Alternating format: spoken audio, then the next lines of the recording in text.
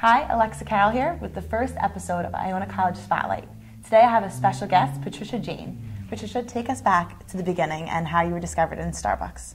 Okay, well, I wouldn't necessarily say it happened all at the start of Starbucks, but it first started when I was about 16 or 17, and I started getting spotted by these people that worked for agencies, and they would give me cards, like you stated, at Starbucks. I was sitting in Starbucks, just doing my homework, reading, and I had someone flip me over a business card to potentially, get into modeling.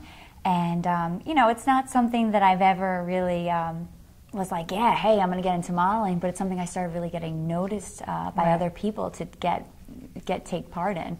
And from there on, I went to the beach, and then I met a model who was with an agency, and he just came to me and he was like, hey, listen, I think you'd be great with our agency. So little did I know, from there, it all kind of just skyrocketed. And then with the this year competition, it just elevated. Right. Do you feel that you were destined to do this? You know what? I do believe in everything really does happen for a reason.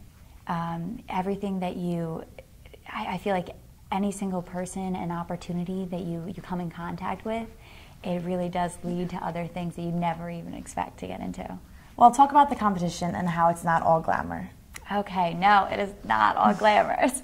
Beauty is paid, it really is. And it's very expensive too as well.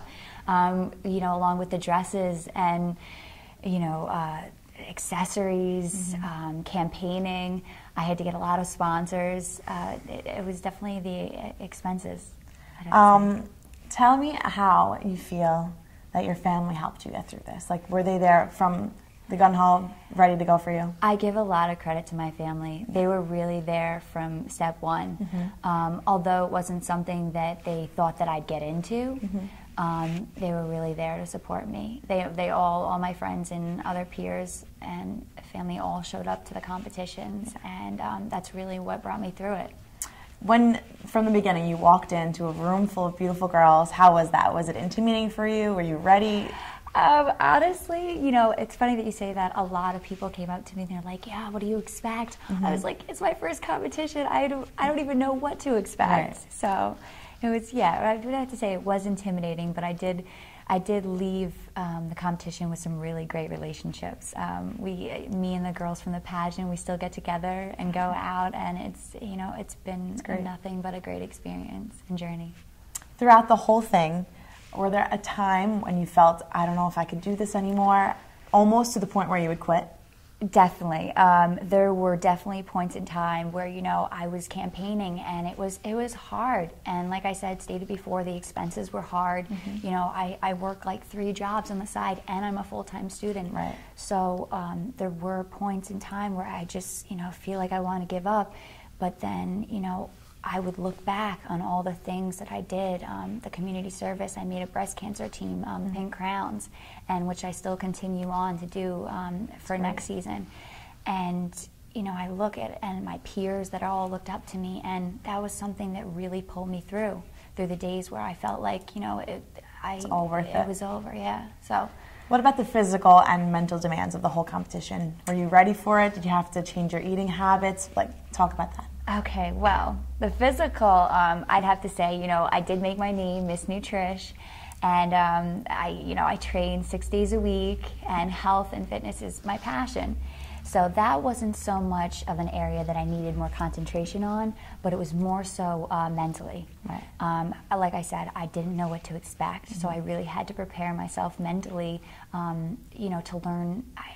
One thing I want to really state was that it really allowed me to really know what was going on in my world, because, I was telling you before, I'm always so focused in my books and studying, and really, being conscientious to receive good grades and work hard.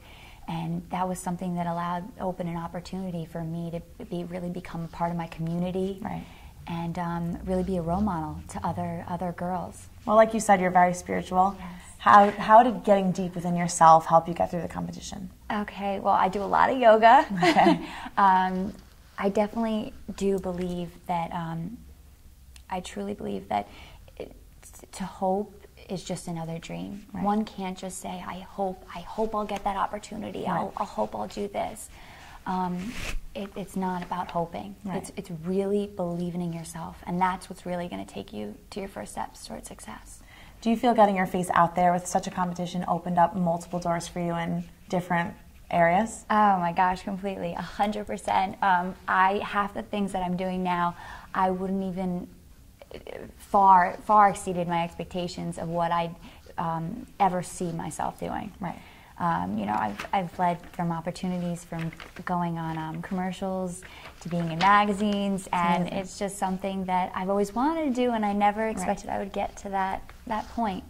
Well, out of 5,000 girls, only 200 were accepted. So what was going on in your head when you found that out? Oh my gosh. Well, it didn't really hit me. Like, I was just, I mean, it definitely, I was ecstatic and a bit overwhelming. Right. But overall, I was just, I was excited. I was excited to just keep moving on and go forth in it. So, well, where do you see yourself in 5 years? Okay, well, you know, I'm not really into the whole, you know, set things in stone, 5-year plan. Yes, it is very knowledgeable and conscientious for someone to, you know, set some future steps for themselves that they see themselves going towards. But I really do believe in that concentrating in what you love the most, your passions, that's where you should be concentrating all your energy towards, because that's what's really going to ultimately lead you to the greatest place of happiness that you would always hope to be. Well, you're a senior now, and you're leaving the campus in a couple of weeks. Any final thoughts? Gosh, thoughts. I'd have to say that you can manifest all your dreams if you just truly believe in yourself. And that's what I'd like to leave with. That's perfect. Thank you so much. I'm Alexa Carroll, and that was the first episode of Iona College Spotlight.